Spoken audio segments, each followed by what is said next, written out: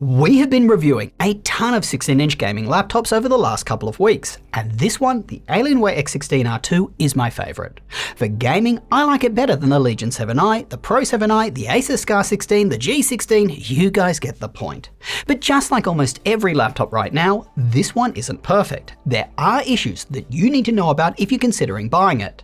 Look, since I value your time, I'm just going to give you the pros, the cons, and tell you how it stacks up versus the competition. The Alienware x16 R2 sets itself apart from every other gaming laptop in the following ways. The typing experience is god tier. The optional Cherry MX keyboard is one of the most satisfying laptop keyboards to type on. The experience is further elevated by how comfortable the soft touch material on the palm rest is, and how thin the laptop is too, which keeps your hands at an ideal angle. The next positive is that this year's Alienware x16 R2 has massive improved thermals over the original R1 version. That laptop always felt warm and I found it distracting. This new version is extremely cool to the touch. Whether doing office work, playing a game or compiling code, it just never feels that warm. This is due to a combination of the inclusion of Intel's more efficient Core Ultra 9 processor and Dell's improved cooling design. The RTX 4080 and 4090 configurations now have a larger surface area that attaches to the heat pipes. And due to the improved thermals, this laptop is really quiet. Seriously, in light use, I could barely hear the fans going in a quiet room. It was quieter than Lenovo's excellent Yoga Pro 9i and the new Legion 7i, and noticeably quieter than Asus's gaming laptops. And when you're gaming or doing performance tasks like software development, this Alienware's fan noise is very competitive for a laptop with this kind of performance. And when you're doing performance tasks, just like all modern Alienwares, Dell squeezes every ounce of juice out of the components inside. And when it comes to graphics performance, the RTX 4080 in this laptop performs very well and as it should. And if you're wondering why other laptops with this same graphics beat it out in Time Spy, that is predominantly due to those laptops using Intel's HX processor. That processor is more powerful, but it's also more power hungry. Speaking personally, I'd take the trade-off of less CPU performance for a more comfortable gaming experience any day. And for most use cases, the Core Ultra 9 is powerful enough anyway. And just a little note here, all our performance graphs were using the laptop's performance modes. Some laptops like this one do have an overdrive or turbo mode. These modes give you a little extra performance for a lot of extra fan noise. We don't recommend using them because of that. That being said, if you do want to see these laptops max performance, here is Geekbench, Cinebench, Time Spy, and Cyberpunk. On battery, the laptop is as good as you're going to get for one with this kind of power. That being said, CPU performance does drop a bit when on battery. But when running performance tasks, this laptop lasts a little longer than its competitors. Now, when doing very light tasks, expect to get around 8 hours of use, which again is about as good as you're going to get. And finally, the laptop, at least when it's open, looks stunning, mainly due to the bright individually lit RGB keys and the industrial design cues. It just looks so clean sitting on a desk with the screen open. This is made possible by the ports being all around the back. It keeps the cables neatly away.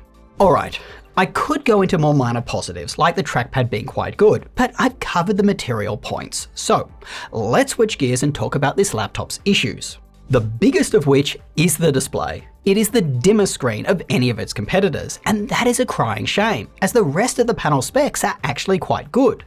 And even though the screen does have a matte finish, so you don't have to worry about reflections, it's still not bright enough to use in a well-lit room. You're going to find yourself smashing the brightness up button to try to get more out of it. For a laptop this expensive, to be nerfed with such an obvious issue just comes down to poor product management. After the failure of Dell's redesigned XPS laptops, I'm just going to come out and say what everyone is thinking.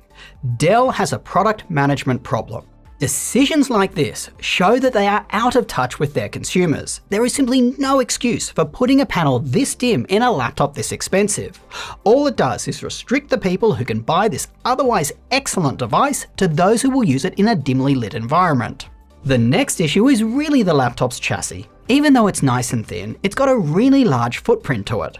It just won't fit in a lot of backpacks and laptop sleeves, which is a pity as its weight is pretty decent for a laptop packing this much power.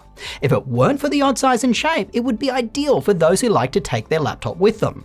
And on that odd chassis design, the keyboard is pushed forward, and that makes the palm rest smaller than on other laptops. I have small hands, so I don't have a problem with this, but Taylor found it uncomfortable. And even though the keyboard is perfection in terms of its tactile feel, there are two issues to be aware of. 1. If you get the Cherry MX keyboard, it is a clicky keyboard and it is loud. And when you type fast, sometimes you can hear a lasting ring as the keys clack. If this annoys you, save $100 and get the base keyboard, it's still very good. Number 2, there is an additional column of special keys on the right side of the keyboard. That controls the volume up and down and muting the mic. You may find you mispress these keys, but at least you won't mispress the power button. By design, the power button requires substantial force to register. Look, if this is your only keyboard, you'll get used to the layout, but I'd prefer Dell just stuck to a regular one and put these keys somewhere else. Now, for a 16-inch laptop, the port selection is a little meh. All the ports are around the back, which as I said, does have its advantages, but it also makes commonly used ones harder to access, especially as there is this bright light bar right around them that will blind you when you try to find them. Also, there is a micro SD card reader instead of a full-sized one, which kind of sucks, plus the USB-A ports are both the slower 5GB ones. Only one of the two USB-C ports supports Thunderbolt, and there is no Ethernet port. That being said, this laptop does have the hardware required to support Wi-Fi 7 when it officially becomes available, so that's certainly a positive. The speakers are also surprisingly disappointing. When Dell first showed me the X16, they made a big hoopla of these speakers, even had me listen to them in a soundproof booth. Look, they get loud, but the sound quality and the dynamic range, it just isn't there.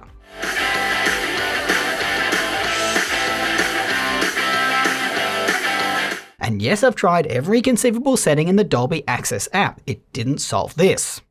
And the webcam, it is pretty bad for the money you're paying. Here I am in the best possible lighting and audio conditions. And when it comes to upgradability, both the SSDs are upgradable, but the memory is soldered and it maxes out at 32GB. Lastly, it's expensive. At the time of this review, with the configuration I recommend, a Core Ultra 9 processor, an RTX 4080, 32GB of memory, and the Cherry MX keyboard, you're looking at $3,200 US. That is significantly more than the Legion Pro 7i, which has similar specs for $2,700.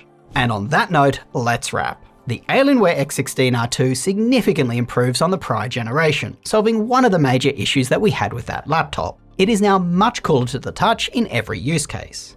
So here's where it stacks up versus the competitors. If you're looking for a somewhat portable 16-inch gaming laptop and you're happy with the performance of an RTX 4070, the Legion 7i is a better buy. It looks nicer, its screen is much brighter, it has upgradable memory, and it's far cheaper. However, it is definitely a warm feeling laptop, and you're just going to have to deal with that. But if you do want a laptop with an RTX 4080 or 4090, this Alienware really does shine. It is expensive, but as I said, it's my favorite gaming laptop right now. The main reason is because it is the most comfortable to actually game on. I don't feel crazy warm temperatures. I'm not annoyed by excessive fan noise, yet it still gives me incredible gaming performance. And when in my dim office, the screen, it is actually really good.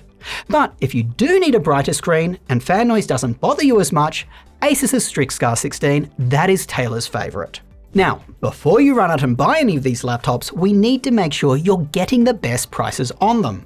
And that's where our website comes in. It shows all the laptops that we've tested and recommend for various types of users, as well as where to go to get the best deals on them. Let's end with the YouTuber shtick. If you like this video, you know what to do. Smash the like button and get subscribed. Not only does it show your appreciation, but it helps us grow the channel, which means that we can make more videos for you. Plus, as I always say, it makes my dearest mother very proud. Go do something awesome with your day, and I will catch you later.